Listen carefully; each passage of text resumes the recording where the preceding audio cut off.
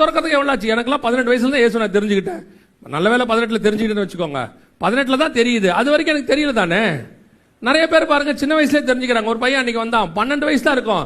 ஞானசானம் எடுக்கணும். நான் எங்கிட்ட வந்து நான் ஞானசானம் எடுக்கணும் அங்கிள்னா. ஞானசானம் எடுக்கணும் முதல்ல தெரியுமாடான. அவன் உட்காந்து ஒரு அழகான பிரசங்கம் பண்ணான் ஞானசானத்தில். நான் கேட்டேன், இந்த பாயிண்ட் நல்லா இருக்குடான்னு. அவங்ககிட்ட தான் நம்ம கற்றுக்க வேண்டியிருக்கு. 13 வயசுலேயே அவனுக்கு அந்த வெளிப்பாடு இருக்குது. கர்த்தர் கொடுக்குறாரு. கர்த்தர் எவனை எப்போ திறக்கிறான்னு தெரியாது. அவர் திறக்கும் போது அது திறக்கும். அப்ப நம்ம நினைக்கிற மாதிரி எல்லாருக்கும் சொன்ன உடனே தெரிஞ்சிடும், உடனே ஏத்துக்கொள்வாங்க. நமக்கு ஆசை தான் சொன்ன உடனே ஒருத்தர் ஏத்துக்கொள்ளணும்ட்டு. அப்படிலாம் ஏத்துக்க மாட்டேங்கிறான். கர்த்தர் நிர்ணயிச்சு வச்சிருக்கிறார். அந்த காலகட்டம் வந்தாதான் நடக்குது. ஆனா சொல்ல வேண்டியது நம்ம கடமை. உடனே நம்ம இப்படி விட்டுறக்கூடாது.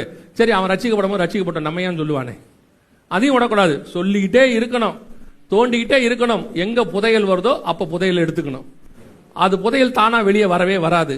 நம்ம 4 அடி தோண்டுவோம், நமக்கு பின்னாடி இன்னொருத்தர் 2 அடி தோண்டுவான், அதுக்கப்புறம் ஒருத்தவங்க 1 அடி தோண்டுவான், கிடைச்சிரும் புதையல். நம்ம சொல்லலாம், ஒரு காலத்துல நானும் தோண்டினேன், உனக்கு கிடைக்கல, அவனுக்கு கிடைச்சிச்சு. ஆனா எல்லாரும் சேர்ந்து தோண்டினாதான் அது கிடைக்கும். அவ்வளவுதான். அப்ப நாம சொல்ல வேண்டியது சொல்ல வேண்டியது.